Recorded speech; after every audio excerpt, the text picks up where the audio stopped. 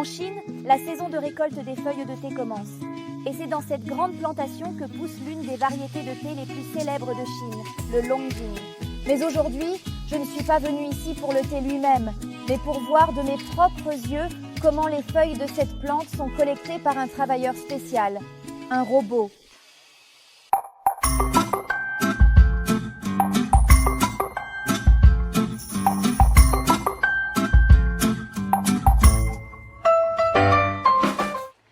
On dit qu'il est capable d'enlever une feuille de thé en moins de 2 secondes. Est-ce vraiment vrai? Pour tester ses capacités, j'ai spécialement invité Jin Fengdi, qui collecte les feuilles de thé depuis plus de 60 ans. Vérifions qui cueille le thé le plus vite et le mieux. C'est parti!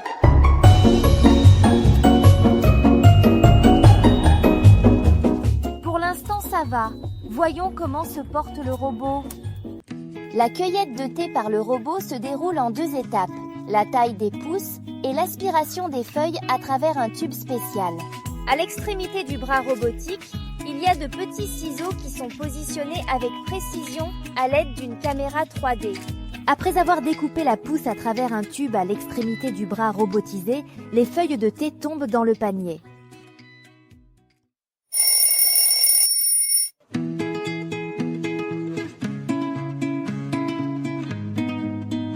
En termes de volume, vous pouvez voir que la première place a été remportée par Jin Fengdi, notre cueilleuse de thé chevronnée. Comparons maintenant la qualité.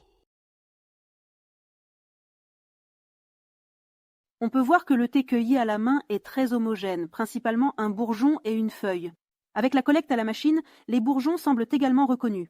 Les robots respectent également la norme, un bourgeon et une feuille. Mais parfois, il y a encore des feuilles supplémentaires. Mais je peux dire que c'est un très bon résultat, bien qu'en fait les assembleurs fassent leur travail un peu plus facilement en ce moment. Et ici, sans aucun doute, la première place a été prise par une cueilleuse de thé expérimentée.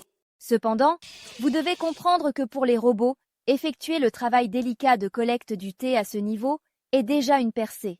Selon Chen Jianeng, les technologies de récolte du thé sont parmi les plus complexes dans le domaine de l'agriculture. La couleur des feuilles de thé elles-mêmes est similaire au reste du feuillage. Les bourgeons sont très petits. Si vous les collectez un peu plus haut, les feuilles ne s'y sont pas encore formées. Un peu plus bas, les feuilles en excès seront enlevées. Les robots doivent être très précis. La marge d'erreur est de 3 mm, ce qui est facile à réaliser en usine. Mais nous sommes dans un environnement naturel. La lumière change constamment, parfois le vent souffle et les feuilles poussent très densément. Il existe de nombreux facteurs incontrôlables qui compliquent la tâche. De plus, pour 500 grammes de thé, vous devez collecter environ 40 000 de ces bourgeons. Par conséquent, ces machines sont soumises à des exigences élevées en termes de précision et de vitesse, et les robots de récolte du thé ont les performances les plus high-tech dans l'agriculture. Ce n'est pas un hasard si les plantations de thé sont devenues une plateforme de recherche.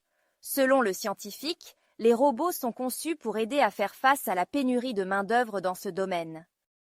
Par exemple, en 2022, la province du Zhejiang avait besoin de 1,58 million de cueilleurs de thé. Mais dans le même temps, leur nombre réel diminue.